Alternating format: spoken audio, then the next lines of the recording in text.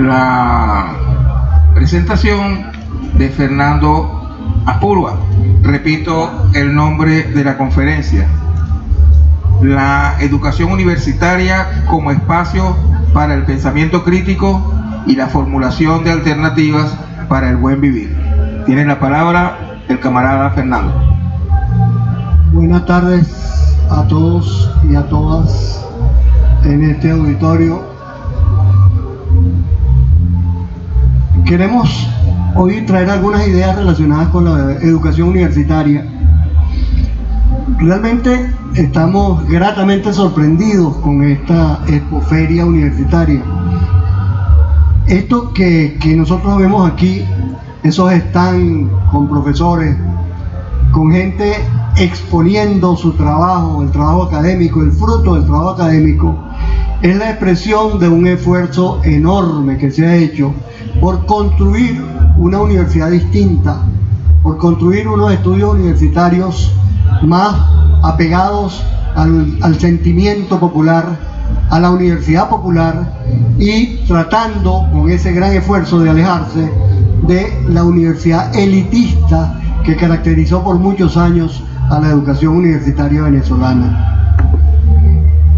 La educación, ya tenemos en gran parte hemos solucionado un grave problema, que eran los problemas de cupo, los problemas de la universalidad de la universidad, el problema de atender a los requerimientos y a las necesidades de los estudiantes venezolanos cuando aspiraban a estudiar estudios superiores, a cursar estudios superiores.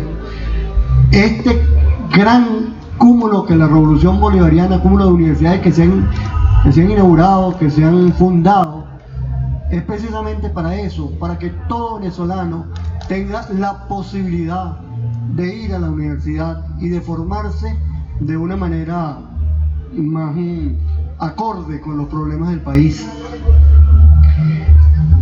La universidad nueva, esta universidad nueva debe considerar la educación como un continuum, como un proceso que se inicia posiblemente desde el nacimiento, o para muchos psicólogos y estudiosos del desarrollo humano, dicen que incluso la educación empieza cuando están en el vientre de la madre, ¿no?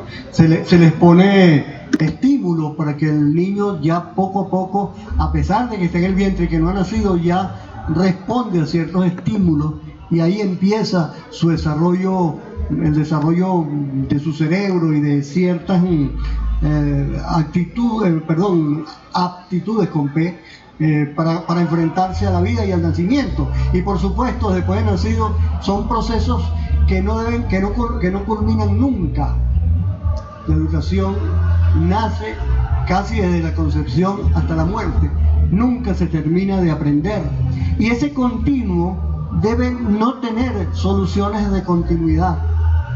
Es decir, que en el caso de que un adolescente abandona las aulas de la educación media, debe recibir una continuidad en su formación, un desarrollo acorde con su edad, con sus características y con su interés por seguir estudios superiores. No solamente el adolescente, sino también todo aquel que abandona las aulas de educación media en un momento determinado y asume la responsabilidad de seguir formándose a nivel universitario.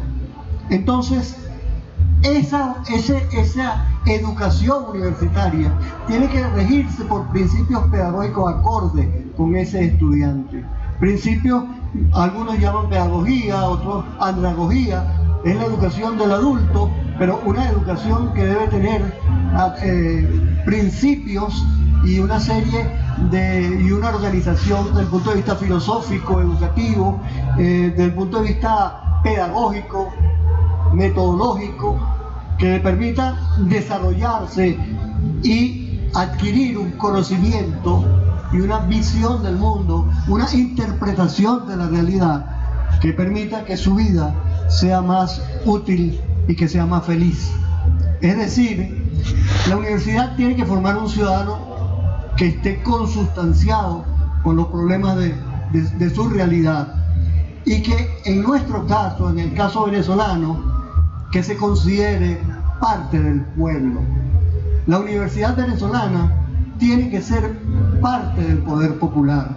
Y al individuo que forma tiene que ser un actor del poder popular. La Constitución nuestra dice que el poder popular reside en el pueblo y que ese poder popular es la máxima autoridad del país. Ese poder popular se expresa a través de diferentes poderes, que los poderes del Estado, los poderes del país, el poder ejecutivo, el poder legislativo, el poder electoral, el poder judicial. Pero todo ese poder del pueblo tiene una vanguardia y dentro de esa vanguardia la universidad tiene que ser un actor principalísimo. Un conocimiento en la universidad, el estudiante, un conocimiento para la vida, pero para la vida buena. La vida buena quiere decir una persona que tiene una capacidad de adaptarse, de trabajar por su felicidad, de autoformarse y de construir un mundo individual y colectivo que le permita lo que algunos psicólogos y algunos estudiosos han llamado la vida buena. La vida buena es sentirse contento con lo que hace. Un profesor mío del Pedagógico de Caracas, profesor José Santos Urriola, decía que la felicidad está en que uno le guste su trabajo y le guste su pareja y le guste su familia. Si a ti no te gusta la pareja, no eres feliz. Si no te gusta el trabajo, peor. Si no te gustan las dos cosas, bueno, estás mal. Pero la felicidad está allí en que tu entorno, ames tu entorno y te sientas feliz en tu entorno. Es decir, una universidad nueva, alejada de aquella universidad que tuvimos en la Cuarta República. Hay un libro maravilloso que se llama El educador neocolonizado, que fue escrito por el profesor Luis Antonio Vigot, un distinguido profesor muy querido por todos los universitarios, sobre todo los universitarios de izquierda, que fue hecho en el año de 1975, publicado, la primera publicación. Y ya en ese momento, Luis Antonio se adelanta un poco porque desde una perspectiva etnográfica, ¿no?, a través de algunas consultas a sectores, a personas, a actores sociales, en una de sus citas, tiene una cita maravillosa que a mí me parece muy buena y muy acorde con lo que se está viviendo en la universidad actual en Venezuela. Dice Luis Antonio Vigot que el esfuerzo fundamental de la educación del hombre es su liberación y desarrollo, nunca su domesticación.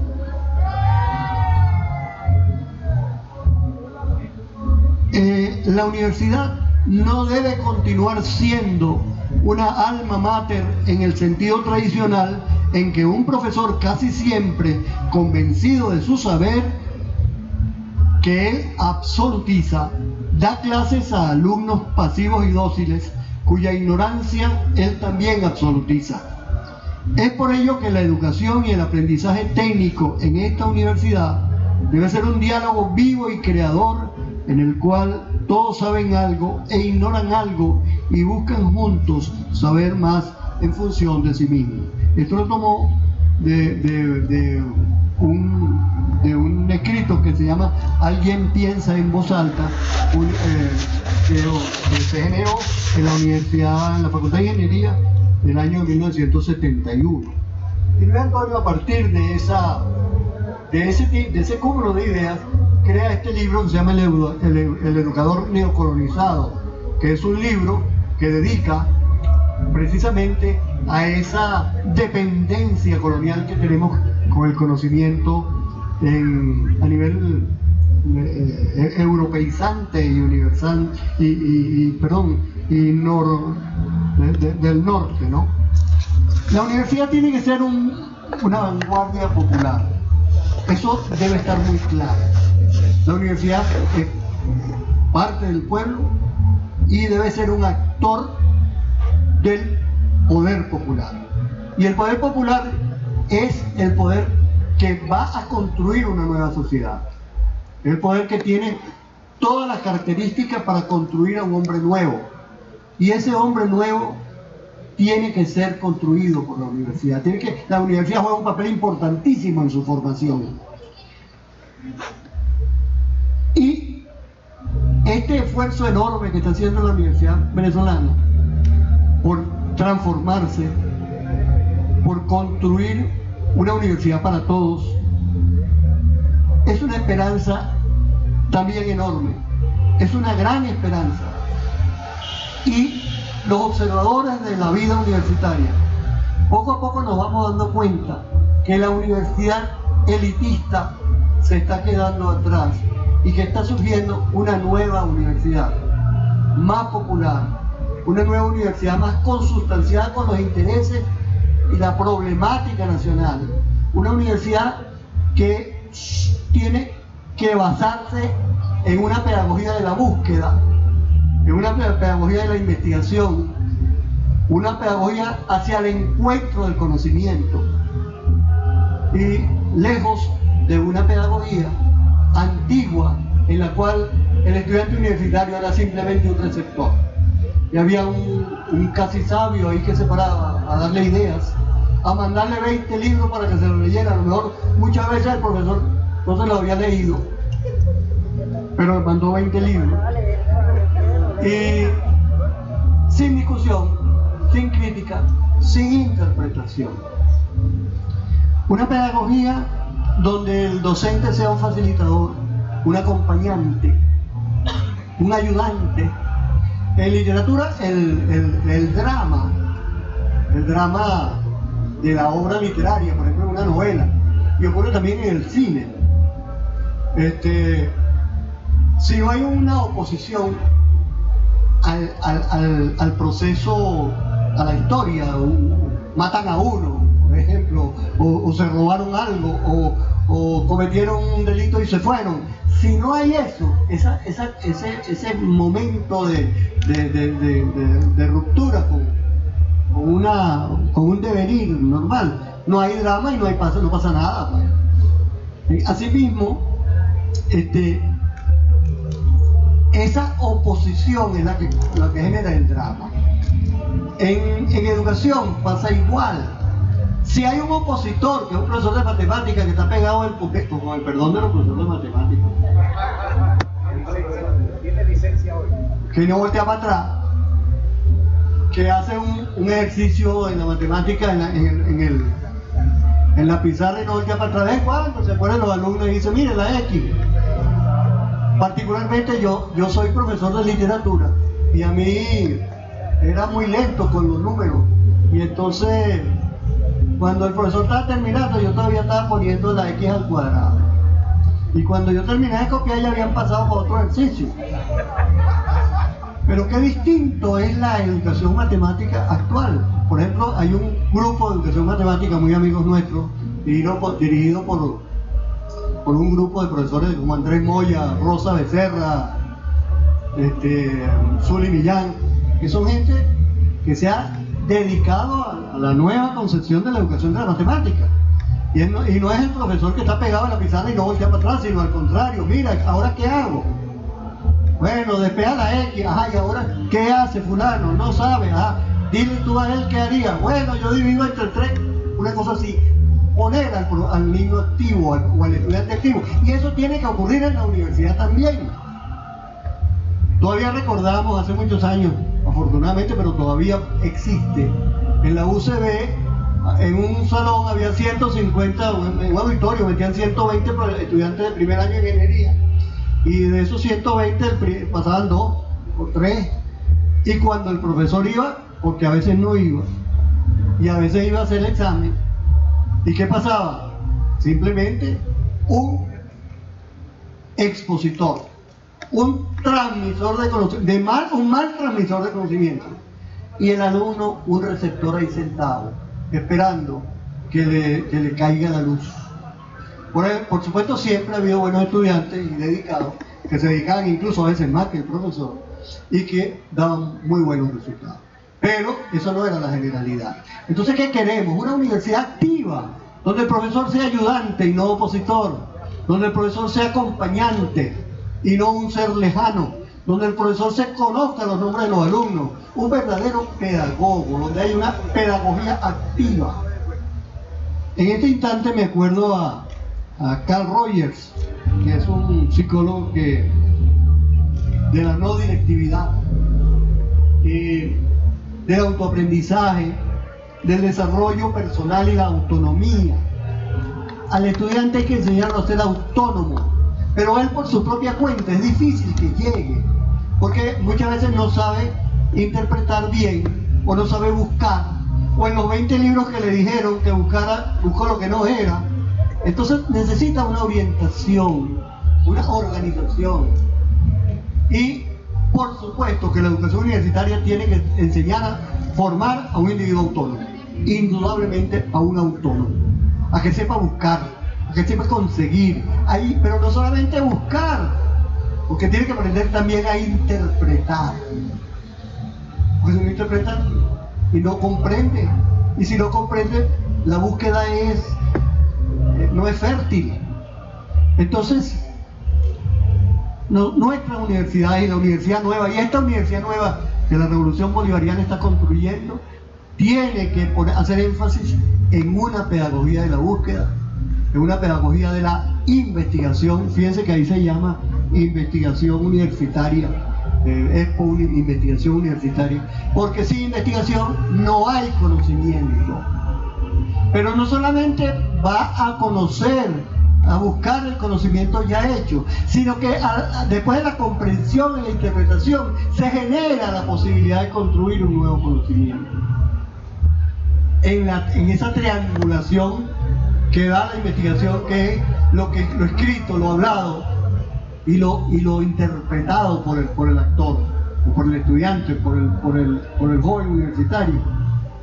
Entonces, de esa trilogía, de ese triángulo, de lo escrito, de lo hablado, de lo pensado, de lo interpretado por el estudiante, surgen nuevas ideas, necesariamente surgen nuevas ideas, y muchas veces ideas originales que van formando un profesional. Pero la universidad también tiene la responsabilidad de formar profesionales.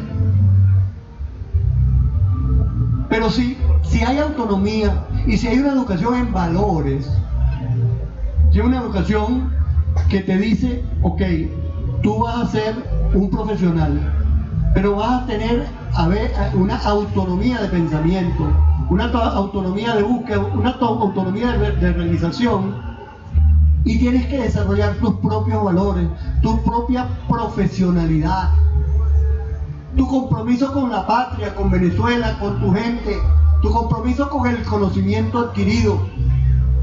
Ese individuo no se va a ir a Chile. Ese no es el médico que formamos y que desgraciadamente después de hacer posgrado y de desarrollarse, entonces va a ir para Chile a que los chilenos disfruten del esfuerzo que ha hecho la patria por formar un médico. Digo, por ejemplo, porque hay como 7.000 médicos en Chile, venezolanos. Un ejemplo nada más. Entonces tiene que haber una educación en valores al lado del conocimiento. Pero cuando tú buscas el conocimiento, al lado de la búsqueda del conocimiento, tiene que estar la búsqueda de valores. Porque el conocimiento lo lleva así. Y el conocimiento científico universal. Es muy importante una cosa que les quiero decir. No confundir eurocentrismo y nortecentrismo con pensamiento universal. Muchas veces dicen, no, pero eso es eurocentrismo. Estudiar acá no es eurocentrismo, por ejemplo. O estudiar a Picasso. Eso no es eurocentrismo. Ese es el pensamiento universal. Entonces hay algunos camaradas que caen en el otro extremo, ¿no? Pensamiento universal. Una cosa, el eurocentrismo es cuando el conocimiento tiende a hacerte a ensañarse colonialmente con Venezuela. Cuando ese pensamiento o ese conocimiento nos hace más dependientes. Pero el conocimiento que nos hace más libres, ese conocimiento es un pensamiento universal, el pensamiento del hombre. Eso no es privativo ni de Europa, ni del sur, ni del norte, ni del este, ni del oeste. Es el pensamiento universal. Por otra parte, que perdónenme si estoy muy largo, es muy importante para eso entonces la lectura. La lectura es fundamental. Y la universidad tiene que cuidar con mucho esmero lo que es la lectura. Hoy tenemos grandes facilidades tecnológicas. Uno puede... Mire, cuando yo me gradué, yo soy egresado del Pedagógico de Caracas en el año 1966. Cuando yo me gradué no había fotocopiadora. Ni nada por el estilo, ni computadora. Y uno para buscar un dato tenía que irse para la Biblioteca Nacional. Y pedí 5 libros para conseguir un datico, que ahorita con el celular tú haces así, chun, fulano nació en tal parte. Por ejemplo. ¿No? Y a veces es mentira porque se meten en Wikipedia. Yo trabajé en los doctorados y entonces una vez llegó un tipo a presentar un proyecto y en la bibliografía tenía, y él mismo lo decía, Wikipedia. A mí me ha ido dando un infarto. ¿Cómo una tesis doctoral va a tener en la bibliografía una cosa tomada de Wikipedia? Entonces hay mucha lectura chatarra y muchas veces uno pierde el tiempo leyendo tonterías en el y es verdad, y porque es atractivo y te dicen, mira lo que le pasó a fulano, entonces tú pasas media hora en esa tontería. Entonces al muchacho hay que enseñarlo que tiene que vacunarse contra la lectura chatarra y que hay lectura de diferentes tipos, ¿no? Y que hay una lectura significativa en la cual el joven tiene que reconocer y diferenciar. Otra cosa, el conocimiento tiene que dar placer, tiene que gustarte. Muchas veces un muchacho escoge una profesión porque esa es la que da más plata. Por ejemplo, una de las profesiones que da más plata es el contador público, porque una empresa te va a dar un billete para que hagas cálculos financistas y financieros.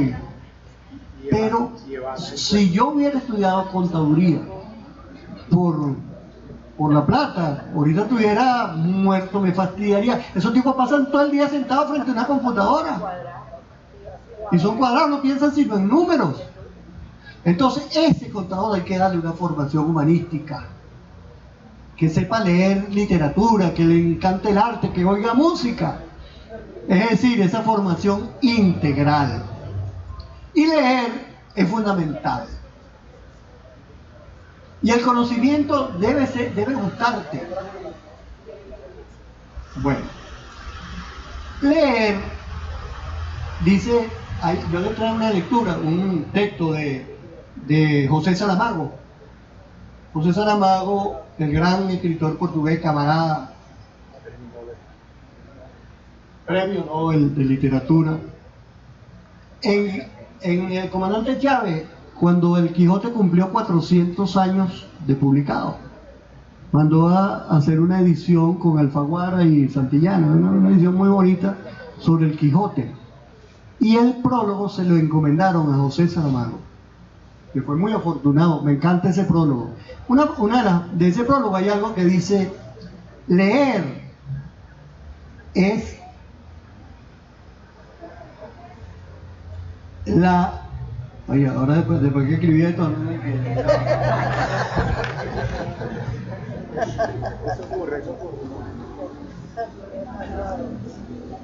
Leer son una de las 3 puertas principales. La curiosidad es la tercera. Leer es una de las 3 puertas principales. La curiosidad es la tercera, por donde se accede al conocimiento de las cosas. Sin antes haber abierto de par en par las puertas de la imaginación, de la curiosidad y de la lectura, no olvidar que quien dice lectura, dice estudio, no se va muy lejos en la comprensión de uno mismo y del mundo. La palabra que no entendía es imaginar. Leer es imaginar. son dos de las puertas principales, la curiosidad es la tercera. O sea, leer e imaginar es la cosa. Leer e imaginar son dos de las tres puertas principales. La curiosidad es la tercera, por donde se accede al conocimiento de las cosas.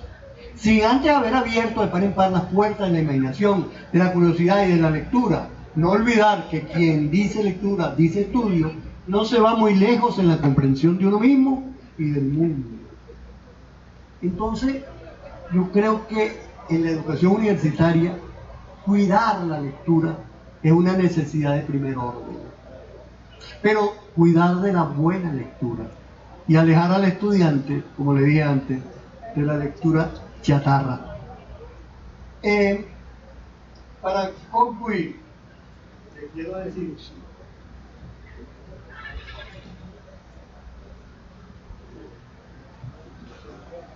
que el conocimiento hay que buscarlo, hay que perseguirlo.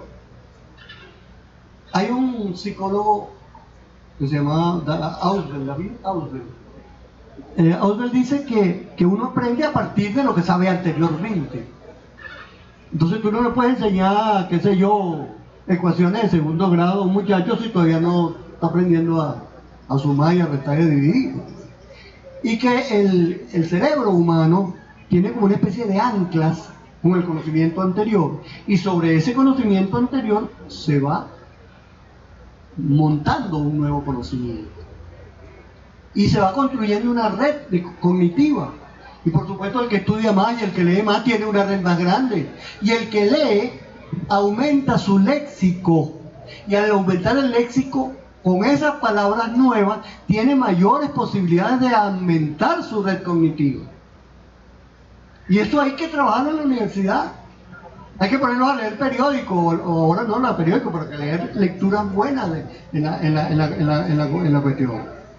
Entonces, una cosa muy importante también en ese sentido es que el conocimiento hay que buscarlo, perseguirlo, pero construir las anclas donde se va a aumentar la red cognitiva. Hay que atacarla. Yo me recuerdo una anécdota aquí que estamos en un estadio, en este estadio aquí, que está aquí al lado, está Pompeyo Valillo, que es un famoso pelotero y manager venezolano. Y él entrenaba a los infiles son los que juegan adelante, el shortstop, la segunda base.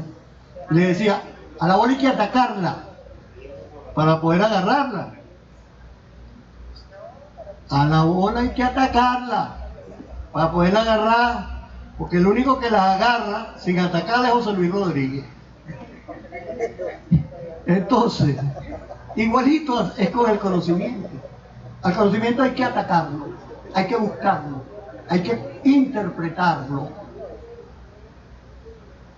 hay que comprenderlo, y a partir de esas anclas y de esa red cognitiva tú también vas a crear. También se va a construir una nueva visión de la realidad. Y por supuesto, en la medida en que el conocimiento forma parte de tu estructura psíquica, de tu estructura intelectual, de tu estructura psicológica, de tu visión de la vida va a ser mejor porque la comprendes más. Mucha gente no sabe por qué es infeliz, y es porque no sabe interpretarse a sí mismo. Y entonces la universidad tiene ese sagrado deber de hacer que el profesional, que el estudiante, poco a poco vaya, como dice Saramago, comprendiéndose a sí mismo. Y esa es una de las vías hacia la vida nueva. Y cuando uno no puede comprenderse a sí mismo, bueno, aquí están los profesionales expertos en enseñarte. Aquí está un psicólogo, está el psiquiatra. ¿Qué pasó? Uno no va al psicólogo, al psiquiatra, porque está loco. El que está loco se embromó. Va antes. para que los ayude, son profesionales en eso. Y bueno, esto es algunas cosas que les quería decir. Lo más importante que yo creo que es, primero, un profesional autónomo, independiente, buscador del conocimiento, intérprete del conocimiento de la realidad y de su entorno. Una universidad consustanciada con las problemáticas nacionales. Una universidad consustancial con las problemáticas y los proyectos y el desarrollo. Por ejemplo, nuestra universidad tiene que estar consustancial con el plan de la patria, por ejemplo. Y luego, un individuo también que se sienta miembro del poder popular. Porque el máximo poder del país es el poder popular. Y la universidad tiene que convertirse en un actor importantísimo en los destinos de la patria que están asignados, construidos a partir del poder popular. Muchas gracias, pido excusas si me extendí mucho.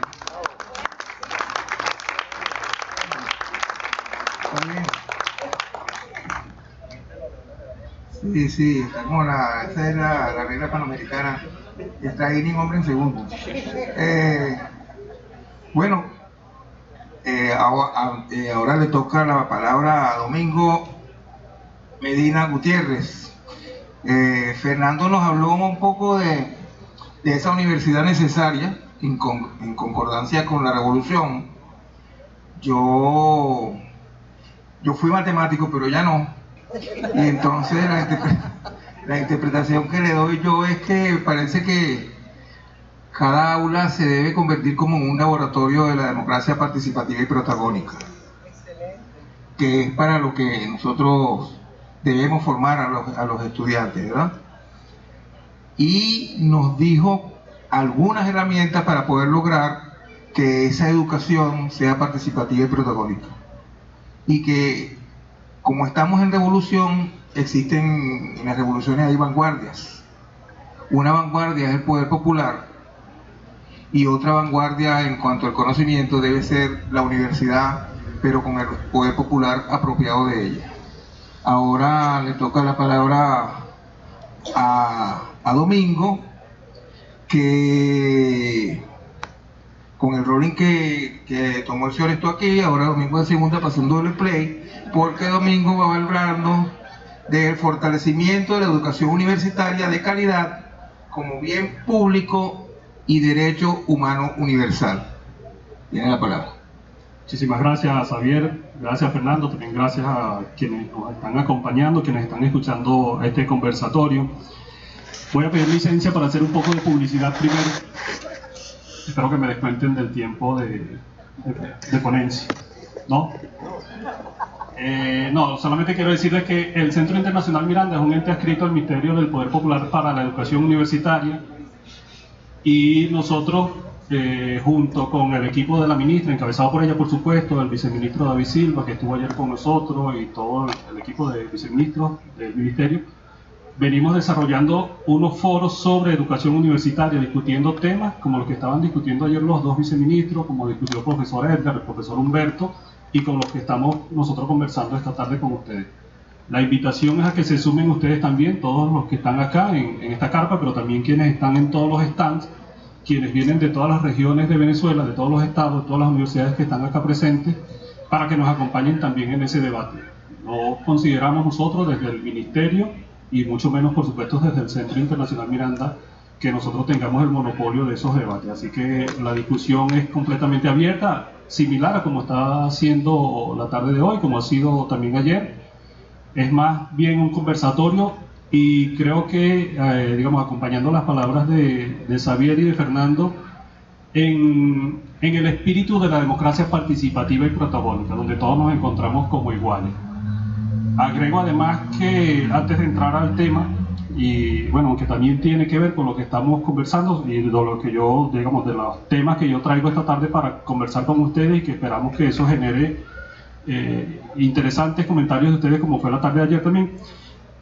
Nosotros estamos acá celebrando esta Expo Investigación Universitaria 2022 en los espacios del Fuerte Tiuna, del gimnasio cubierto de la Academia Militar Bolivariana, y eso a nosotros nos vuelve una vez más a la idea de la unión cívico-militar, que no es otra cosa que el pueblo en armas, como se ha dicho muchísimas veces, ¿no?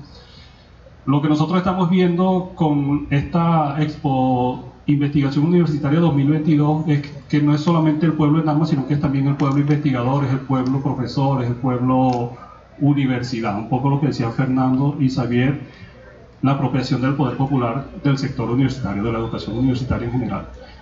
creo que eso, como decíamos también en la conferencia del comandante William Fariña hace poco, eso nos da también una garantía, una esperanza en primer lugar, pero también una garantía de que estamos en el camino correcto de la construcción, del fortalecimiento, del afianzamiento del modelo de democracia participativa y protagónica. Todos los proyectos que hemos estado viendo acá en los stands, todas las universidades que se han presentado, los proyectos que se han presentado, estoy seguro, yo estoy absolutamente convencido de que apuntan en esa vía del fortalecimiento de la democracia participativa y protagónica. Y bueno, fin de la publicidad, como dicen en la radio. Síganos, por favor, pueden buscar información, siempre tenemos información en nuestras redes sociales, en Twitter, en Instagram, bueno, fundamentalmente en eso. En YouTube están también muchos de estos foros que hemos realizado. Ahí siempre estamos publicando las discusiones, los debates. La invitación es a que nos sigan por allí y a que se nos unan en esos debates, como dije hace poco, ¿no? Y los miércoles, para quienes están acá en Caracas, los miércoles tenemos también un ciclo de conferencias, todos los miércoles a las 10 de la mañana. En la Casa de la Historia Insurgente tenemos siempre invitados especiales, especialistas además, más que especiales, especialistas en diversos temas que también apuntan al tratamiento de estos temas, de la democracia participativa y protagónica, del rol de Venezuela en la geopolítica mundial, de los ataques y cómo defendernos de las medidas coercitivas unilaterales y también, por supuesto, de los temas relacionados con la educación universitaria. Fíjense, para el tema de hoy, para la tarde de hoy, descontando los 4 minutos que ya gasté, el tema de la consideración de la educación universitaria como un derecho humano. Voy a comenzar diciendo que la UNESCO, como principal institución de las Naciones Unidas, promotora de la educación y bueno, de la ciencia y la cultura, viene trabajando desde hace mucho tiempo en la idea de que se considere la educación universitaria como un derecho humano. Así lo ha señalado, por ejemplo, en la conferencia regional de educación superior que se realizó en Argentina en 2018, este año en la conferencia mundial de educación superior que se hizo en Barcelona. Y lo que quiero señalar con esto es que a pesar de los llamados y de los esfuerzos que está haciendo la UNESCO en este sentido, en realidad son pocos países los que han dado el paso de considerar a la educación universitaria como un derecho humano. Uno de los pocos países, por supuesto, la República Bolivariana de Venezuela. En nuestra región, Argentina apunta, además está haciendo esfuerzos enormes también para que la educación universitaria sea considerada como un derecho humano. México también está apuntando, sin embargo, quien lo tiene, digamos, uno de los pocos países que lo tiene reconocido en su constitución es la República Bolivariana de Venezuela, como les estoy diciendo. Eso significa que la tarea es larga, que hay muchos intereses todavía, y es una de las, digamos, es uno de los temas de las discusiones que está detrás de todo esto, que es la contraposición de la educación como un derecho humano. La contraparte es la consideración de la educación como una mercancía o como un servicio que solo puede ser pagado por quienes puedan, quienes tengan capacidad económica para hacerlo, ¿no? Además, este tema o estas consideraciones de la educación universitaria como un derecho humano tiene dos aristas, podemos verlos desde dos puntos de vista, si queremos. Una, desde el punto de vista del Estado, qué es lo que significa para el Estado que la educación universitaria se considere como un derecho humano, y la otra arista desde el punto de vista de la propia educación universitaria, qué implica que la educación universitaria sea considerada como un derecho humano. En primer lugar, como dije, diferenciar a la educación de aquellas concepciones mercantilistas que quizá para nosotros se nos hace difícil verlo acá en Venezuela por los avances que hemos tenido en los últimos años, por el empuje que le da el Estado venezolano, además que Fernando no lo mencionó digamos explícitamente, pero que estaba implícito en todo lo que estaba diciendo, es la concepción venezolana del Estado docente. Entonces, para el Estado, para cualquier Estado que considere a la educación universitaria como un derecho humano, eso significa que el Estado tiene responsabilidades que son irrenunciables y que se dividen las voy a mencionar acá muy brevemente, en 4 tipos de categorías. Por supuesto, con la misión de garantizar el disfrute de ese derecho humano, en este caso de la educación universitaria. Son como 4 niveles. El primer nivel es respetar, es decir, que el Estado está en la obligación de no interferir en el disfrute de ese derecho humano que tienen cada uno de los ciudadanos, ciudadanas, o que tiene, digamos, la categoría que más nos gusta y que con la cual nos sentimos más a gusto nosotros acá en Venezuela, el pueblo. Si no debe interferir, no puede ponerle trabas al pueblo para que haga uso efectivo o ejercicio efectivo de la educación universitaria. El segundo nivel es proteger. Aquí, además, la responsabilidad que se le asigna al Estado tiene que ver especialmente si consideramos que, a pesar de que la educación universitaria sea considerada como un derecho humano, hay instituciones de gestión privada que también cumplen la función de educación universitaria. Entonces, la responsabilidad de proteger implica impedir que terceras personas o terceras instituciones lleguen a niveles de violar este derecho humano. Lo vemos nosotros, por ejemplo, en la responsabilidad que tiene en el campo de la educación universitaria el Ministerio de Educación Universitaria, y que tienen otras instituciones, por ejemplo, en la protección de la matrícula para los estudiantes que estudian en instituciones de educación universitaria, pero de gestión privada. El tercer nivel, relacionado con la responsabilidad del Estado en esta materia, tiene que ver con asegurar o realizar. En este sentido, el Estado no solamente es que tiene que no interferir con lo que hagan con lo que haga el pueblo o protegerlo de la intervención de terceros, sino que aquí el Estado asume un rol más activo. El Estado tiene que facilitar el acceso a la educación universitaria. Más adelante mencionaré también de manera breve qué está haciendo el Estado venezolano en ese sentido. Entonces, el asegurar y realizar implica todas aquellas acciones que en el caso de Venezuela viene realizando para asegurar el acceso, que en el caso de Venezuela es más que acceso, es la universalización de la educación universitaria y, por supuesto, el disfrute de ese derecho por parte del pueblo de Venezuela. Y el último nivel es promover, que significa adoptar todas las medidas que faciliten el ejercicio de la educación universitaria como un derecho humano. Ahora, desde el punto de vista de la educación universitaria, analizándola ella como un derecho humano, implica por lo menos 3 cosas. Una de ellas ya la mencionó Fernández, también lo mencionó la ministra Tibisay Lucena en la mañana, y de algún modo también la vicepresidenta Gabriela Jiménez. El primero de ellos es que es universal, el principio de universalidad. Si se considera la educación universitaria como un derecho humano, no puede haber discriminaciones de ningún tipo. No se puede prohibir a nadie que acceda a ese derecho humano. Y además considerarlo como un bien global, como era parte del título de la charla de hoy, implica que el disfrute de ese ejercicio o el ejercicio de ese derecho no implica un menoscabo en el ejercicio de ese derecho por otras personas, sino que a medida que se aumenta el número de personas, más bien hay una fortaleza en la sociedad. El segundo principio al que alude la consideración de la educación universitaria como un derecho humano tiene que ver con la progresividad. Es decir, que una vez alcanzado un nivel de disfrute de esos derechos, no se puede regresar a estadios anteriores.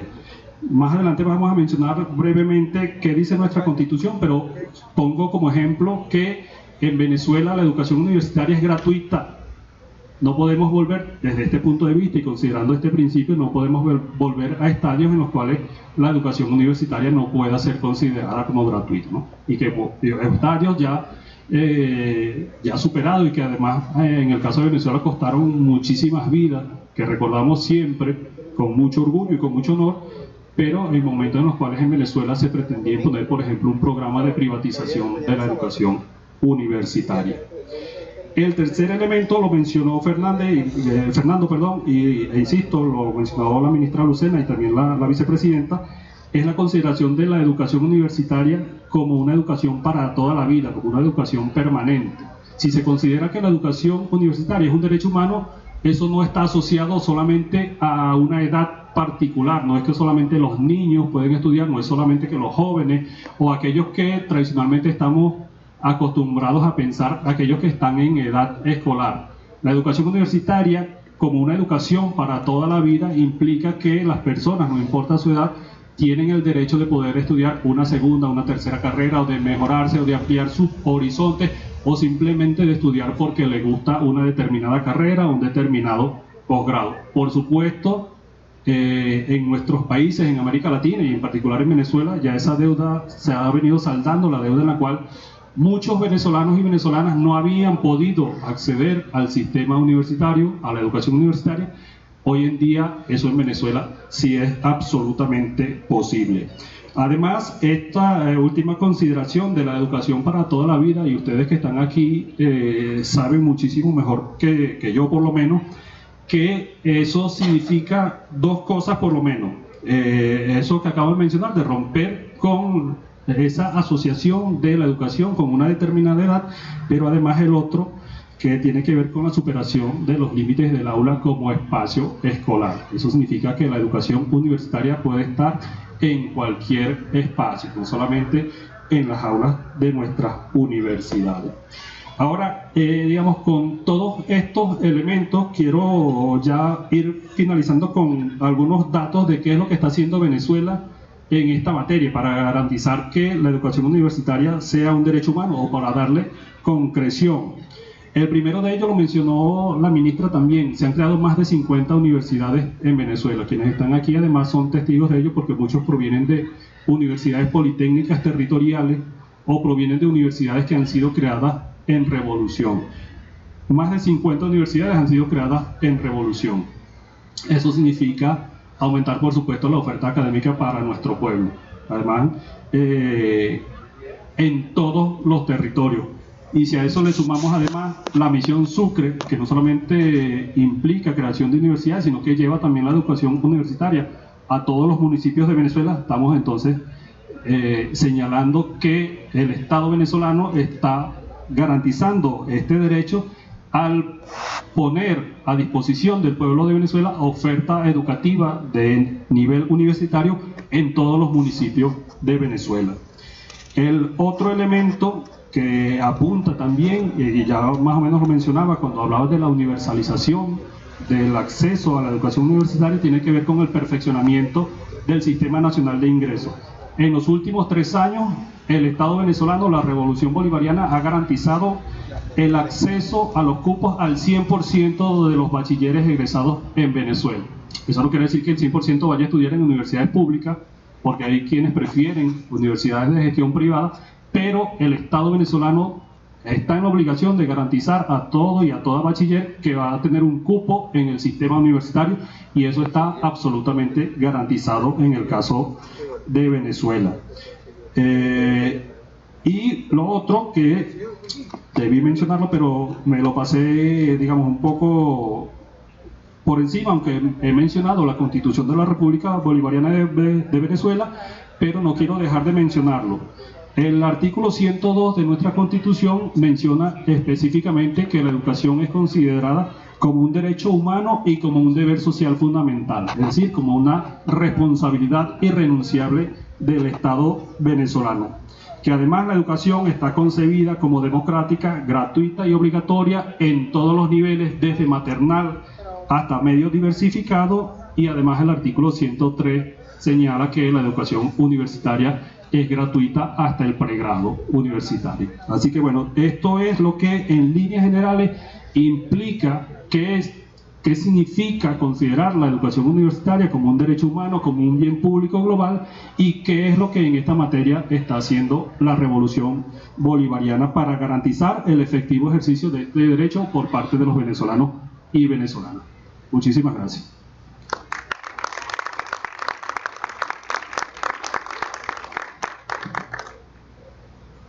Ahora vamos a tener oportunidad de escucharlos y escucharlas a ustedes. Ahí está el micrófono para que hagan preguntas o pequeños comentarios.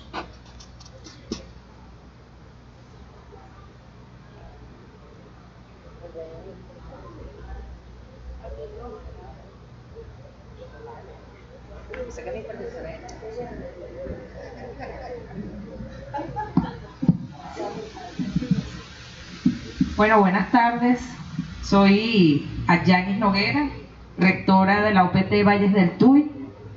una universidad nacida en revolución y de recién creación, es una creación, no es una transformación. Y bueno, ha sido una experiencia bien interesante, sobre todo escuchar a nuestros panelistas y que se adapta un poco a esa propuesta que hemos planteado en nuestras casas de estudio de la educación universitaria, no dentro de las aulas como estábamos nosotros acostumbrados, que venimos formados de una educación tradicional.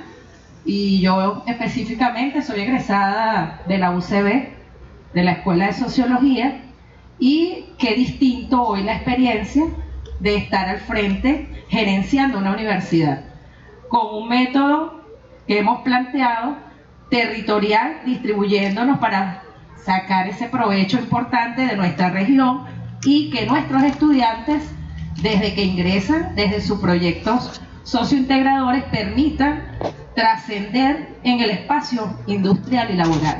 Y la parte de la lectura, estábamos allí en una fotografía y escuchábamos al profesor cuando hablaba de Vigo y también de la educación popular, y dijimos, bueno, qué interesante, porque hacia allá vamos dentro de lo que es el desarrollo, que estamos casados en el tema de la educación popular y esa deuda social que tenemos con nuestro comandante en el tema de las comunas, porque allí debemos casarnos, trabajar, y que nuestras universidades no están ajenas del conglomerado, de lo territorial, y que eso permite sentirnos como un todo, y ese todo ayuda a que podamos desarrollar esa educación liberadora, esa educación que nos planteamos dentro de nuestros espacios, y que al promover unos estudiantes con ese desarrollo de nuestras lecturas, nuestros espacios y en nuestras unidades curriculares, el hecho de leer debe ser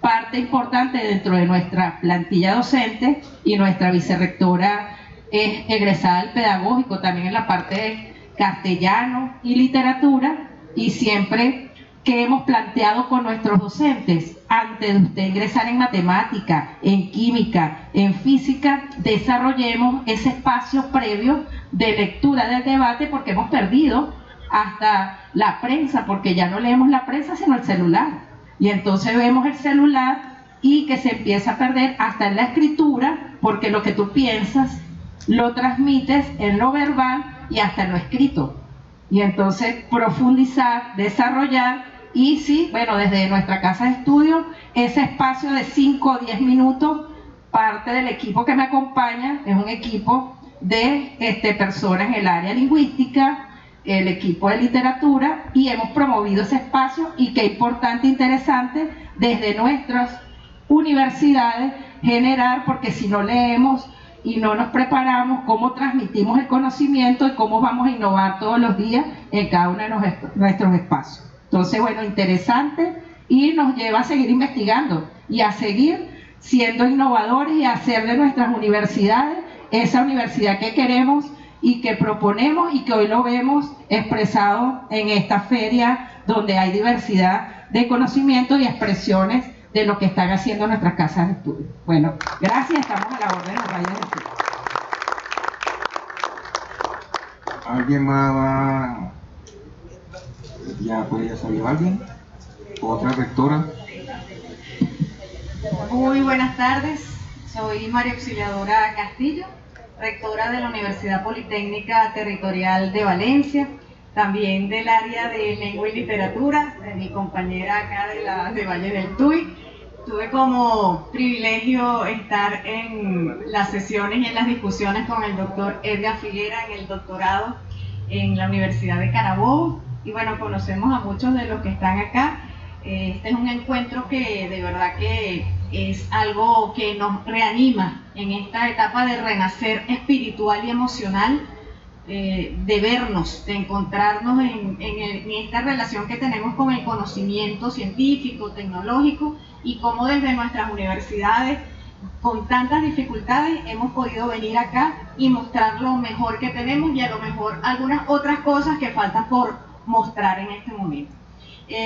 Desde la discusión de qué es lo territorial, es un aspecto que nos llama la atención, porque es un adjetivo que lleva la universidad. Es politécnica y sabemos que es politécnica, pero lo territorial es algo que nosotros tenemos que ir construyendo. Yo creo que eso todavía no está definido. No es que estás en un territorio porque ese territorio tiene un nombre determinado, porque se ocurrió con la municipalización. Entonces la municipalización era estar en el municipio, pero nosotros tenemos que, y esa es la idea de la territorialización como un concepto que nos vincula más con el aspecto social, el aspecto político, con lo que la gente hace, con lo que ese poder popular está allí. Lo territorial tiene que estar casado con el poder popular, con el desarrollo económico, con el desarrollo espiritual, cultural fundamentalmente, y entonces yo creo que nosotros tenemos que ir definiendo lo que es lo territorial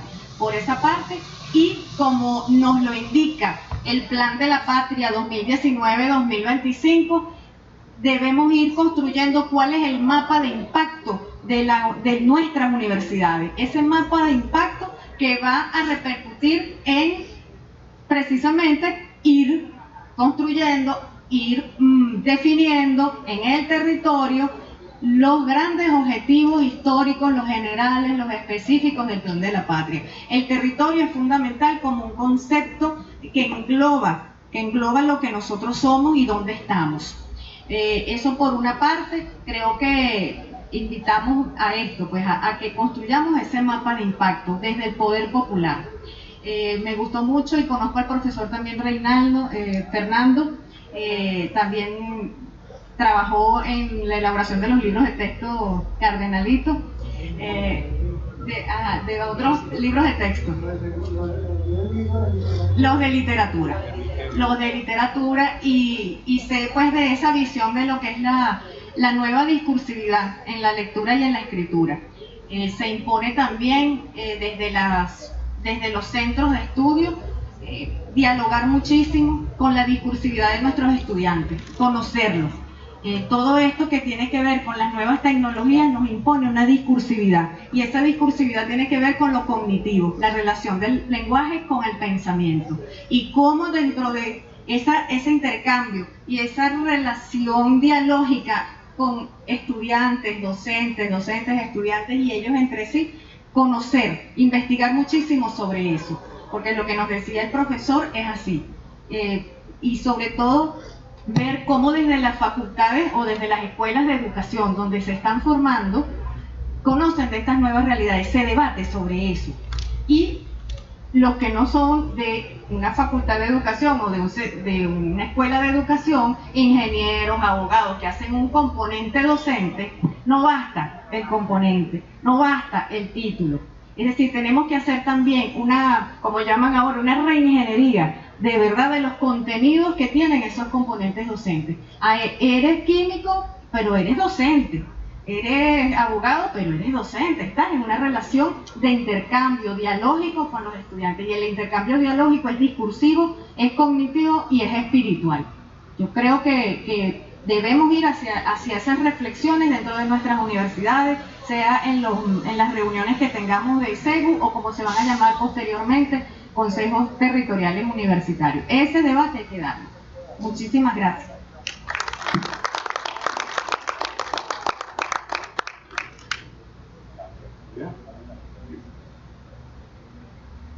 Bueno, entonces, muchas gracias por la asistencia.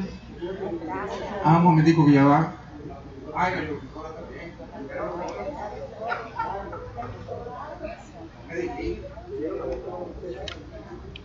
¿Cómo está, profesor? No, esto es un reto porque mis colegas me dicen la de castellano eres tú. Y bueno, de castellano y orgullosamente, como mi profe decía aquí, de lingüista. Y yo tengo la suerte de ser la vicerrectora académica de una politécnica donde la fuerza está en la parte de las ingenierías. Entonces, nosotros que venimos de castellano, siempre decían que ustedes los de matemáticas hablaban menos, pero creían que pensaban más. ¿Sí o no? Eso era sine qua non. Ustedes eran los exactos y nosotros éramos los románticos. Pero mira cómo cambió la cosa.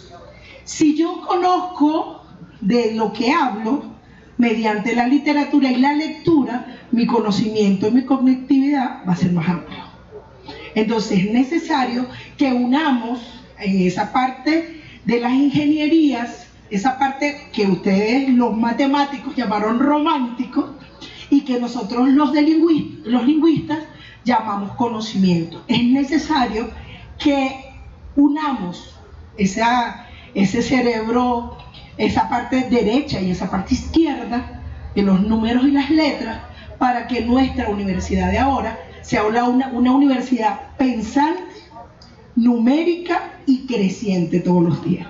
Porque si así lo hacemos, vamos a hacer una universidad potencia que no solamente vaya a ser dentro de un territorio, sino dentro de todo nuestro territorio. Entonces, bueno, profesor, yo creo que llevo la línea, ahora mi profe. Usted se graduó en el 80 y ¿qué? ¿En el 86? Bueno, yo me gradué en el 95, cuando nos graduábamos con fotocopias. Y es verdad, a mí me entregaban una serie de libros que probablemente mis profesores nunca leyeron, pero nosotros los teníamos que leer. Y ahora nuestros ingenieros tienen que leer y tienen que manifestar la lectura por medio del conocimiento. Muchas gracias. No, yo quería decir dos cosas nada más. Una primera cosa, el docente universitario tiene que estar consciente que su formación tampoco está terminada. La formación es permanente, la formación como docente es permanente. Yo tengo, imagínate, desde el 66 para acá tengo 56 años de graduado.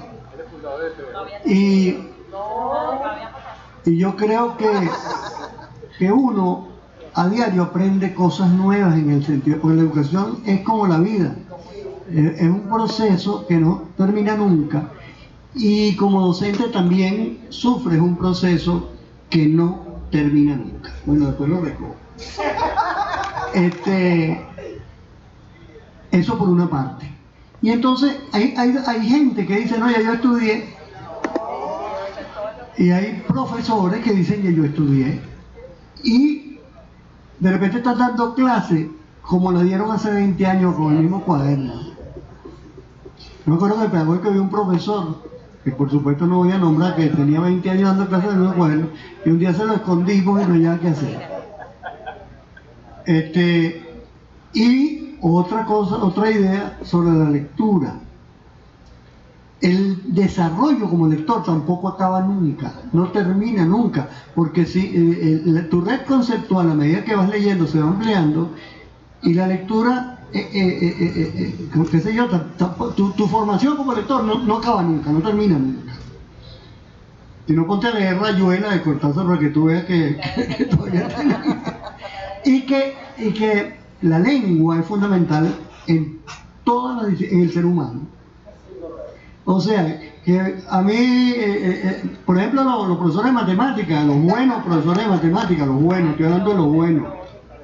Bueno, lo que pasa es que él es de matemática, pero él dejó la matemática por el cine. Y es uno de los... No es por decirle nada, sino que actualmente nosotros somos el Centro Internacional Miranda, y él es el director general de difusión y comunicación, yo soy director de investigación, y Domingo es el presidente del Centro Internacional Miranda. Tenemos un excelente equipo, modestia aparte. Pero él abandonó la matemática por el cine, y es un individuo, fue 10 años director de la Cinemateca Nacional, y sabe lo que llaman un kilo en cine, ¿no? Y se le olvidó la matemática. Pero me refiero que los profesores de matemáticas, que los buenos, pues me dicen, el gran problema de los muchachos cuando estudian matemáticas es que no entienden el problema porque no lo leen bien. Y a veces lo saben resolver, pero no lo resuelven porque lo leyeron mal. Y entonces, ese tipo de lectura científica hay que desarrollarla. Entonces no es solamente leer novelas y leer cuenticos, es leer todo. Y es comprender todo, es una lectura comprensiva, interpretativa. Porque solamente por esa vía se llega al conocimiento, porque además hay una lectura que es la lectura semiológica. Es decir, uno lee símbolos, uno lee calles, uno lee la casa. Si tú vas a una fiesta y está tremenda fiesta y en la calle no hay un carro, tú dices, no voy a dejar el mío ahí porque me lo pueden robar. O sea, uno lee la calle, uno lee rostros. La lectura es leer signos.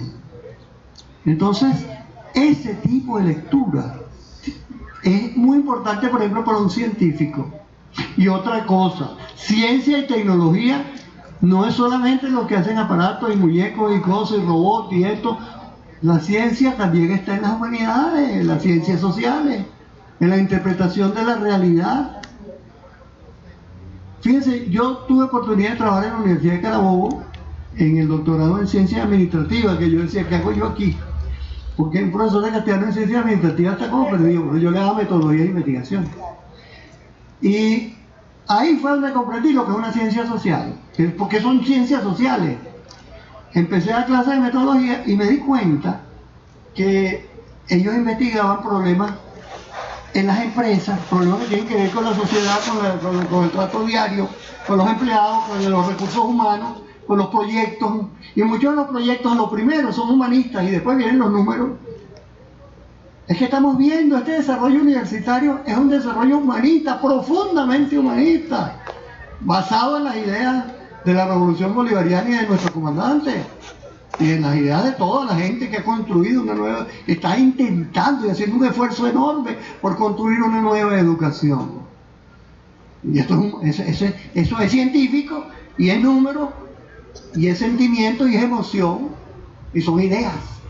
Y la lectura juega un papel fundamental ahí. Me refiero a la lectura interpretativa, constructiva. Perdón, ya. Bueno, hay tres anotadas y anotades en el derecho de palabra. Tú y tú, pero como yo soy el que da la palabra, voy a decir una cosa. Adelante. Yo, en el tema de los lenguajes, está la lengua, lo que hablamos, ¿verdad? Está el lenguaje matemático. Y el que yo defiendo ahora es el lenguaje audiovisual. Cuando en el ministerio donde yo estuve algún tiempo se hablaba de los planes revolucionarios de lectura, Fernando me está delatando. Cuando yo estuve ahí, yo era uno de los que defendía, o soy uno de los que defiende esto de la lectura audiovisual, la lectura de las vallas, la lectura de los eslogans, y bueno, y de todo lo que yo hago, me gusta más es lo del audiovisual, pero la matemática me ha servido de mucho, y me ha servido de mucho también el lenguaje, el español que hablamos nosotros, ¿no? Y nosotras. Pero cuando nosotros nos tumbaron por los medios, ¿no? Y nuestros muchachos y nuestras muchachas tienen una forma hegemónica de leer el lenguaje audiovisual. Y una de las cosas que yo plantearía que tendría que estar en los pensos, ¿cómo se llama? En los currículum, en la currícula de todas las universidades, incluso de los liceos y las escuelas, es además del lenguaje matemático, además del lenguaje, la lengua del castellano, que llaman el lenguaje audiovisual, ¿verdad? Bueno, entonces ya defendí el lenguaje audiovisual, no me arrepiento de haber dejado la matemática, pero no la dejé de todo. Y también me gusta mucho, lo que hago yo es leer. Yo tengo no sé cuánto tiempo, un poco de años, y lo que el balance que tengo yo es que yo aprendí a leer. O sea, yo puedo decir que sé leer una película, sé leer un libro, y como los que saben, nadie que no sepa leer pues, no puede escribir. Si tú no sabes leer, no puedes escribir, y por ahí me he metido a veces. Tiene la palabra.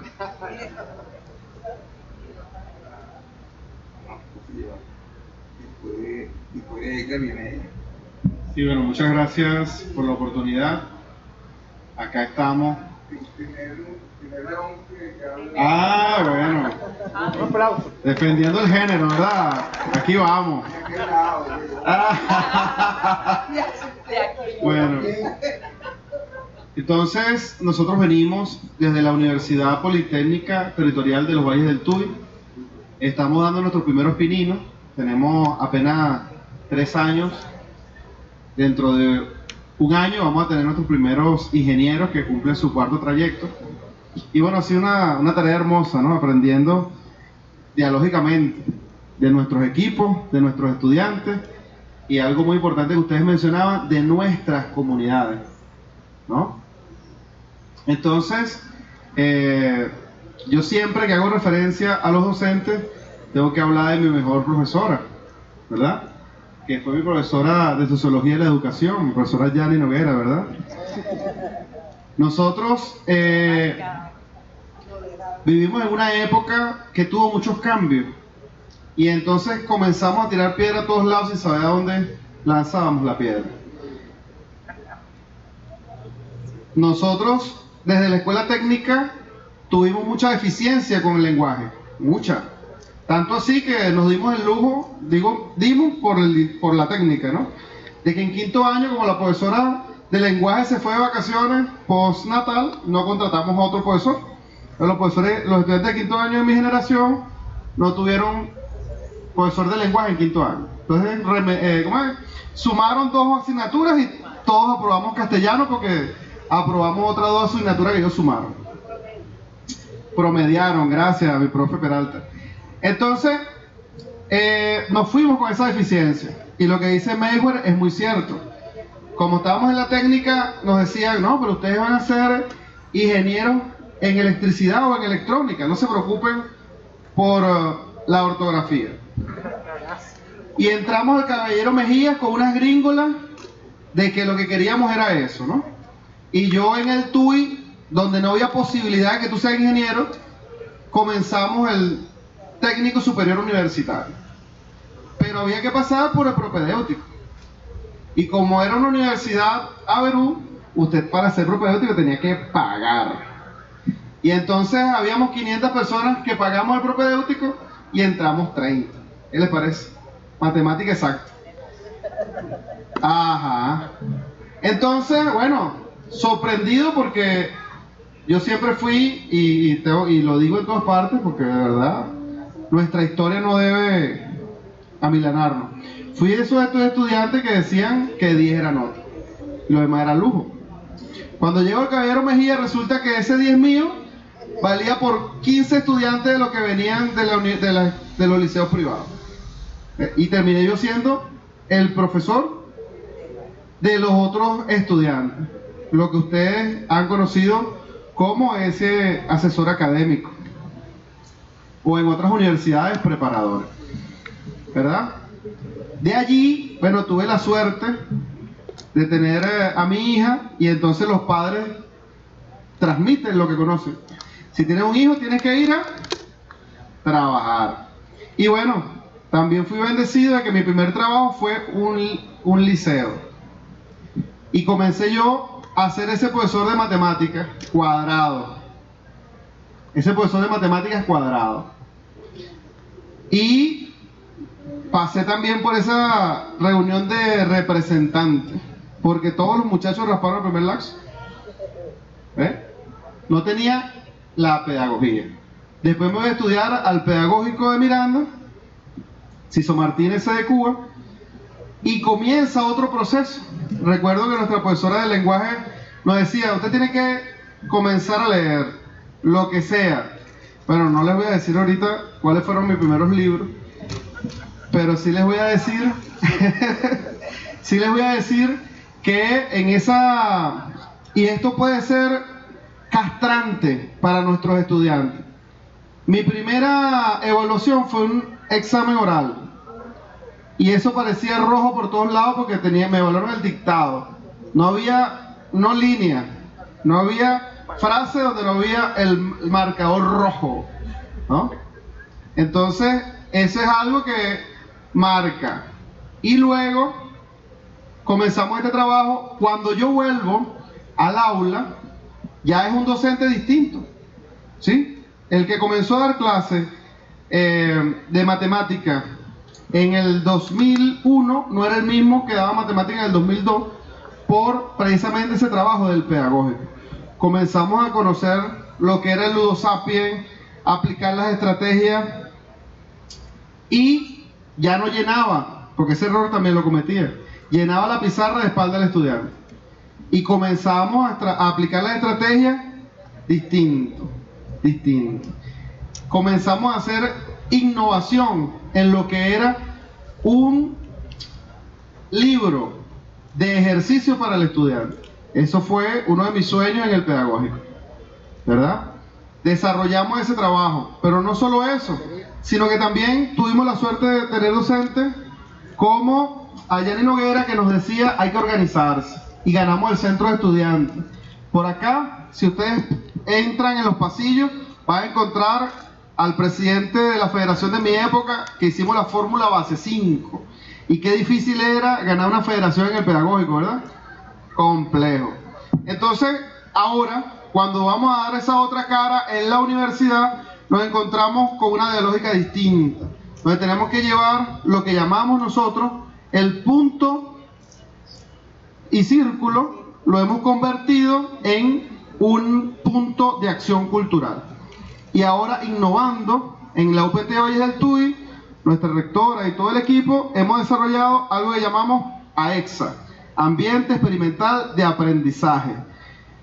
Nuestros estudiantes de trayecto 3 comenzaron a darle el diplomado de sistemas productivos alternativos a 3 federaciones de campesinos, y ellos le donaron a la universidad 2 hectáreas donde vamos a cosechar maíz blanco, y ese maíz va a ser parte de nuestro primer banco de germoplasma, de la mano del Poder Popular, construyendo cada día de la mano de cada uno de los actores. No dejamos por fuera a la alcaldía. ¿Quién donó el maíz? El gobernador del estado Miranda, Héctor Rodríguez. ¿Quién supervisó el trabajo? Nuestros profesores de la UPT Valles del Tuy, y esto se convirtió en un laboratorio natural de la mano del Poder Popular, donde ahora cada uno de esos campesinos que no creían en la educación formal están enviando a sus hijos, a sus familiares y a sus conocidos a estudiar en la UPT Valles del Tuy. Y tenemos 2 procesos de ingreso: un proceso normal, regular, con la OPSU, y de esa innovación, ese trabajo incansable, incesante, aquí estamos, ¿verdad? Con nuestra rectora, incansable. Ahora tenemos un proceso de ingreso con el Poder Popular. Vamos allí, nos reunimos con el director de comuna, nos reunimos con los compañeros de la alcaldía y nos vamos calle por calle. ¿Cuántos bachilleres tenemos? ¿Qué quieren estudiar? Y hacemos toda una campaña muy incluyente de cuáles son los programas nacionales de formación y las carreras que dan todas las universidades del Tuy, para que ellos elijan. Y bueno, afortunadamente estamos teniendo un aproximado de 1.500 estudiantes nuevo ingreso en cada corte. ¿Ok? Y bueno, ya comenzamos, ya estamos precisamente en ese estudio del territorio, donde nuestro encargo social son 6 municipios. Pero algo bueno debe estar ocurriendo en los Valles del Tuy, que nuestro gobernador le dice a nuestra rectora: necesito que me apoyes en la capital del estado, municipio Guaycaipuro. Y allá estamos en una nueva experiencia en el sector de Tácata.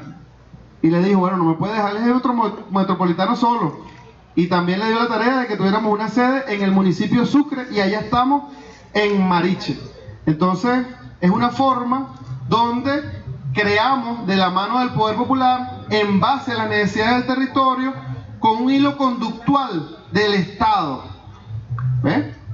Con ese trabajo en conjunto de un solo gobierno, alcaldía, gobernación, y por supuesto, hoy lo hemos visto, encadenado a este trabajo nacional con nuestra ministra, con nuestros centros internacionales y con los centros nacionales. Cierro en nombre de nuestra rectora Yanni Noguera, colocando nuestra humilde experiencia al servicio del Centro Internacional Miranda, al servicio del Poder Popular, porque hemos desarrollado una página web en la cual podemos dar cursos a nivel internacional. ha sido probada con fuego, ha sido probada con la Olimpiada de Petróleo y Gas de PDVSA, donde este equipo hermoso que está acá ha tenido a los estudiantes que se han llevado el segundo lugar de esta Olimpiada. ¿Qué les parece? Frente a universidades de mucha trayectoria. Claro. Universidades de mucha trayectoria en la cual humildemente en estos pininos logramos llegar al segundo lugar, que no está de más decirlo, es un orgullo para nosotros y hemos agarrado de la mano del Centro Científico de Desarrollo del Estado Miranda, el cual dirige nuestro gobernador, para irnos a los liceos a llevarles ciencia. Y otra innovación es que el trayecto inicial de la UPT Valles del Tuy no comienza en la UPT Valles del Tuy. El trayecto inicial de la UPT Valles del Tuy inicia en cuarto y quinto año de las escuelas técnicas de los Valles del Tuy. Entonces, bueno, con ese preámbulo de este humilde trabajo, estamos totalmente a su servicio. Muchas gracias.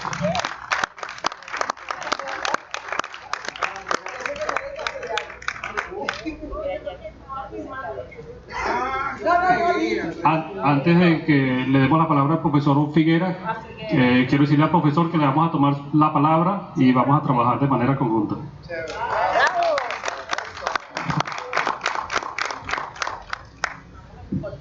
Bueno, maravillosa la experiencia, saludo a los conferencistas, maravilloso, emocionado, Fernando y el presidente del Centro Internacional Miranda, Domingo Medina Gutiérrez. Fíjense bien, voy a preguntar, esa dicotomía entre humanidades y ingeniería no existe en Europa, pero tampoco existe en los Estados Unidos. O sea, hay que ver cuál es la narrativa que se implantó en América y África, pero no existe.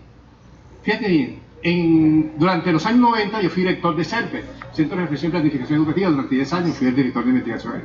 Y la UNESCO comenzó a hacer un trabajo, una investigación a nivel mundial sobre las matemáticas, que había problemas de matemáticas, y se centró como estudio piloto en América Latina.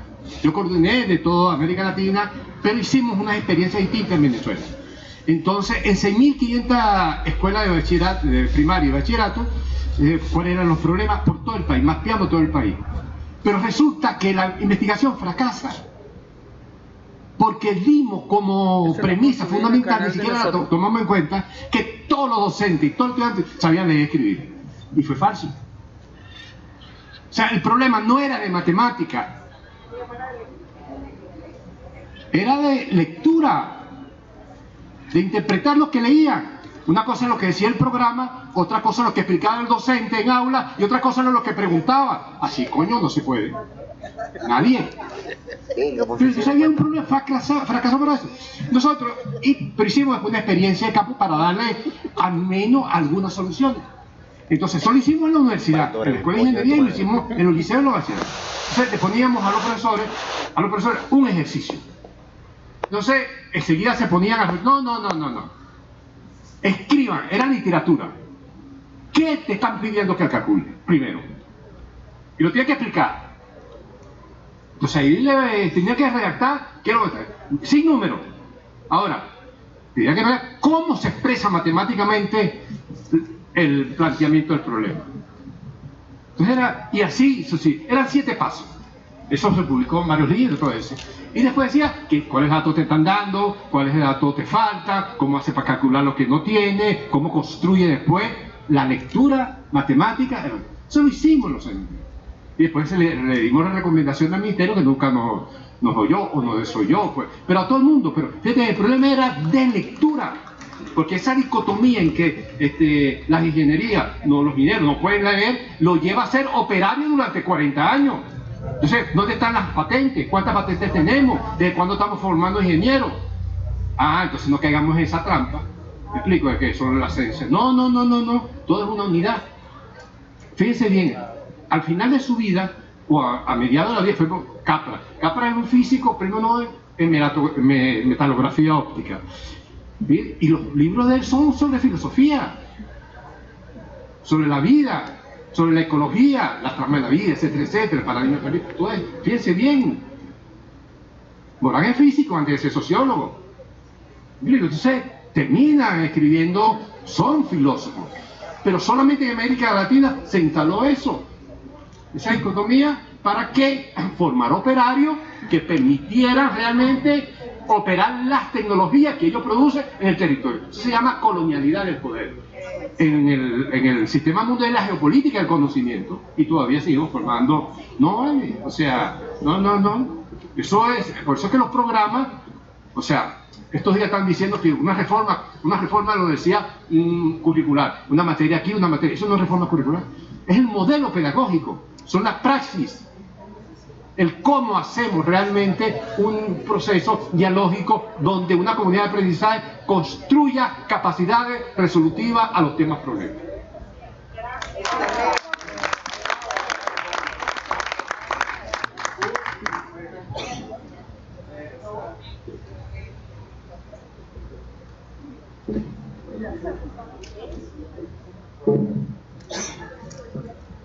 Hola, buenas tardes. Bueno, me siento con el espíritu contento, ¿no? Llegué aquí un poco tarde, pero escucharlos a ustedes, bueno, me llevo para Guayana. Yo, coordino, pues dirijo el vicerrectorado académico de la Universidad Nacional Experimental de Guayana, acompañando a nuestra rectora María Elena Latuf, que bueno, hoy está en estos días un poco de problemas de salud y bueno, estamos allí apoyándola para que avance. Y bueno, nuestra universidad este año cumpliendo 40 años. Y vean qué bonito, bueno, esto que estoy asistiendo con ustedes. Yo terminé de oír la última parte de la conferencia del compañero Fernando, pero enseguida me consustancié con esta. Yo agarré lo de red cognitiva, ¿verdad? Empecé a agarrar todo eso porque estamos en un debate, la universidad, a raíz del impulso pues que hizo el ministro Trump y con el tema de la transformación cualitativa. Nosotros lo asumimos responsablemente. Hoy nos echan broma y dicen, ustedes todavía están en eso. Y digo, claro, nosotros asumimos eso responsablemente. Y en ese proceso de transformación cualitativa nosotros entramos a la transformación de nuestro modelo, nuestras bases pedagógicas y nuestro modelo curricular. Pues nosotros hasta hoy, porque estamos todavía en ese proceso de cambio, veníamos de un modelo por competencia. Ese modelo y esa filosofía que también, digamos, se instauró en un momento en la universidad, el gestor de turno, ¿verdad? Bueno, metió a la gente por ello. Entonces yo, discusiones que tenía antes de estar en el vicerrectorado académico, estuve en la coordinación de posgrado, y discusiones que tenía con la compañera de currículum y de pregrado, es que yo decía, no te compro eso de competencia, porque incluso, ¿verdad? Yo soy de formación de grado ingeniera, y yo le digo, si yo agarro y empezamos a hacer una prueba como estructuralmente está planteado el tema de la competencia, salimos raspados toditos. Entonces no nos metamos por allí, porque eso tiene toda una estructura, ¿verdad?, que nos vendieron para amarrarnos y seguir en el modelo que acaba de decir el compañero, creo que ella, ¿no? O sea, de la operatividad, de formar ingenieros, pero para resolver los problemas de ellos, no lo de nosotros. Es lo que nos está pasando. En Guayana, ¿cuánto talento se ha ido de la ciudad? Talento de las empresas. Porque bueno, ellos vienen y los buscan ya, y ya preparaditos y para otro espacio. Entonces, en este planteamiento de nuestro nuevo modelo curricular, el tema de la lectura, el tema de rescatar eso, bueno, lo estamos impulsando. Por supuesto nos encontramos con resistencia, porque nuestra universidad viene de una formación tradicional, a pesar de que es una universidad experimental, que se han hecho muchas cosas, pero bueno, se ancló en algún momento, ¿no? Y queremos rescatarla, sacarla de allí, estamos empeñados en eso. Y todos estos elementos que ustedes nos están aportando, pues son como nutrientes para eso que nosotros tenemos 1 año y medio emprendiendo y que entendemos que estamos convergiendo, por ejemplo, en el tema de la lectura. Se están dando grandes debates, porque además creemos que tiene que ser un proceso participativo, no impuesto, y se están dando grandes debates con los compañeros, por ejemplo, de educación, que le hemos pedido apoyo. Entonces, hoy nos encontramos con las chicas de educación que me acompañan y se dice, cónchale, profesora, pero usted que es de formación de ingeniería, pero está metida en esto. Bueno, porque allí tenemos que ir, allí tenemos que avanzar. Yo, por suerte, tuve profesores en la escuela de metalurgia que me enseñaron a leer y que me corregían los escritos. Y había gente que protestaba, decía, pero ¿por qué usted me va a raspar y me va a quitar punto por una coma, por un punto, por un... Pero, porque yo voy a ser ingeniero. Pero gracias a Dios tuvimos esos profesores, porque nos permitieron posicionarnos en otra cosa. Ver, leer eso, leer la ingeniería, leer desde lo... Y me encantó lo que dijo el compañero de la lectura audiovisual. Porque bueno, ese es un elemento que nosotros estamos pensando en nuestro modelo, de que nos hemos planteado un desafío, dice, ¿cómo rompemos esa malla curricular? O sea, la malla, porque todo el mundo está centrado en la malla. Entonces decimos, bueno, no, nosotros vamos con nuestro modelo, con el elemento curricular, porque bueno, hay una formalidad allí, pero vamos con lo que hemos llamado un recorrido pedagógico. Y allí vamos a hacer la fuerza, en la práctica de nuestra... Y bueno, en esta fase, hace 2 semanas, impulsamos la fase 2 y 3 de nuestro proceso de transformación, que es revisar nuestras prácticas y generar la propuesta de ese recorrido curricular. Entonces hemos llamado lo que sería la red curricular dinámica, porque planteamos por qué todo el mundo tiene que empezar por el mismo sitio. ¿Y por qué no la gente no puede? Entonces vamos a ofrecer lo que llamamos lo que le da de dinámico a la malla es las trayectorias dinámicas. Es decir, cada grupo de carrera va a diseñar varias trayectorias que permitan que el estudiante decida por dónde empezar.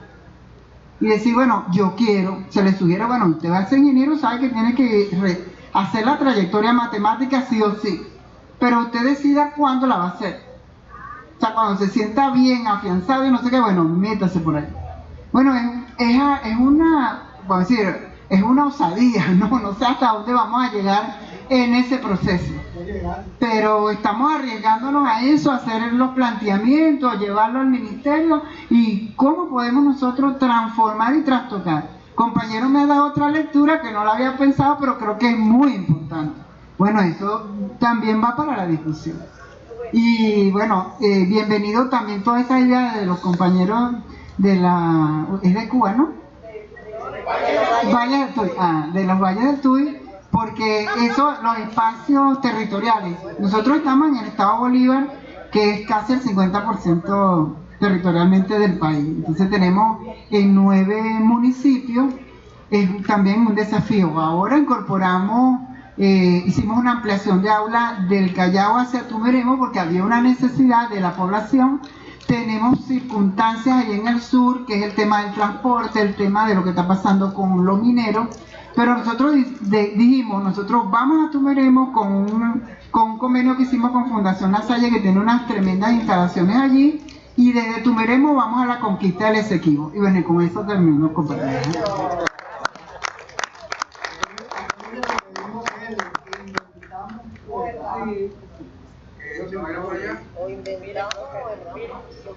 Listo.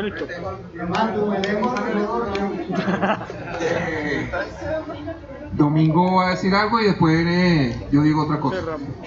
Sí, bueno, muchas gracias por compartir. Quiero simplemente resaltar la importancia de encontrarnos y conversar.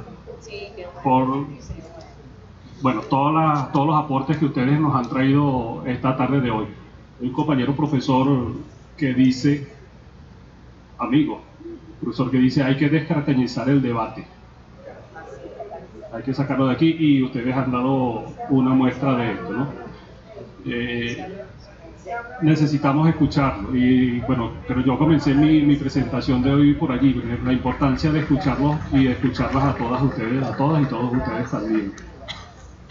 Otra cosa es que, y por eso insisto en el tema en la importancia de encontrarnos y escucharnos, porque la tarde de hoy yo traje algunas consideraciones que podemos decir de orden conceptual, pero el profesor de la Universidad de los Valles del Tuy nos dijo, hablando en criollo, cómo es que eso se come, cómo es que el Estado venezolano considera la educación universitaria como un derecho humano y cómo es que eso es en la vida real, cómo es en el día a día.